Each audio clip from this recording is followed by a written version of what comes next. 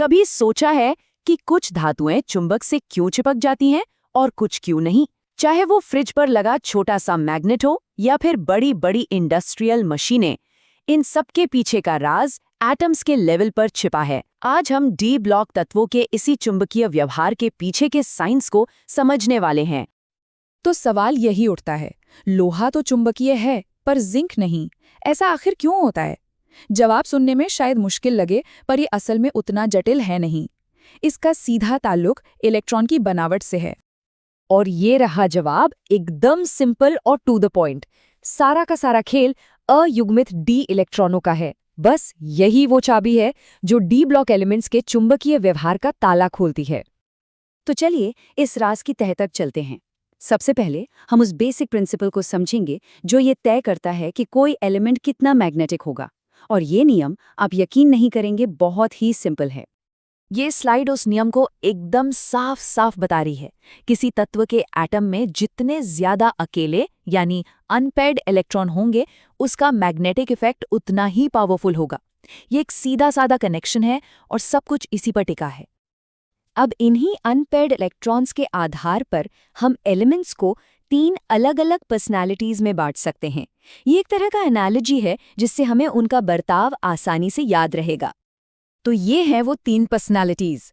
एक है डायामैग्नेटिक, जिसमें सारे इलेक्ट्रॉन्स जोड़ी में होते हैं और ये चुंबक से दूर भागते हैं।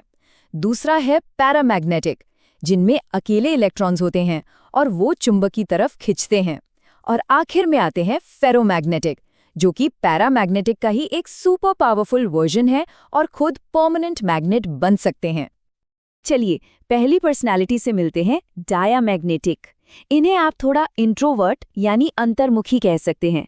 इनके पास कोई भी अकेला इलेक्ट्रॉन नहीं होता, सब पेयर्ड अप होते हैं। इसीलिए जब इन्हें मैग्नेटिक फील्ड में रखा जाता है तो ये उससे थोड़ा दूर हटते हैं, मतलब रिपेल होते हैं। अब आते हैं सोशल पर्सनालिटी पर। पैरामैग्नेटिक। इन एलिमेंट्स में कम से कम एक अनपेयर्ड इलेक्ट्रॉन जरूर होता है और यही अकेला इलेक्ट्रॉन मैग्नेटिक फील्ड की तरफ अट्रैक्ट होता है, बिल्कुल वैसे ही जैसे कोई सोशल इंसान दूसरों की तरफ खींचता है। और आखिर में इन्फ्लुएंसर पर्सनालिटी, फेरोमैग्नेटिक। ये मैग्नेटिज्म का एक्सट्रीम वर्जन है। इनमें इतने ज्यादा अनपेयर्ड इलेक्ट्रॉन होते हैं और उनका अरेंजमेंट कुछ ऐसा होता है कि ये न सिर्फ मैग्नेटिक फील्ड की तरफ जोर से खींचते हैं, बल्कि खुद भी एक परमानेंट मैग्नेट बन सकते हैं। लोहा, कोबाल्ट और निकल इसके बेस्ट एग्जाम्पल्स हैं।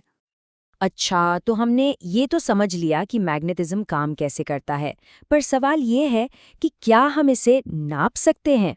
जी हाँ, बिल्कुल। साइंस हमें इस अदृश्य फोर्स को भी बिल्कुल सटीक नंबर्स में मापने का एक तरीका देता है। ये है वो फॉर्मूला जो सारा काम करता है। इसे spin only magnetic moment formula कहते हैं। देखने में शायद थोड़ा डरावना लगे, पर यह है बहुत पावरफुल। ये हमें सीधे सीधे किसी भी एलिमेंट की मैग्नेटिक स्ट्रेंथ बता देता है। चलिए इसको फटाफट तोड़कर समझते हैं। म्यू का मतलब है मैग्नेटिक मोमेंट, यानी वो स्ट्रेंथ जो हम नापना चाहते हैं। एन ये सबसे जरूरी हिस्सा है, ये है अनपेयर्ड इलेक्ट्रॉन्स की संख्या।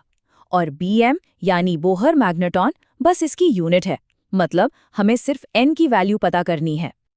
चलो अब थ्योरी बहुत हो गई, देखते हैं कि ये फॉर्मूला कुछ असली आयन्स पर काम कैसे करता है। इस टेबल में जो चीज देखने वाली है वो ये सीधा साधा कनेक्शन है।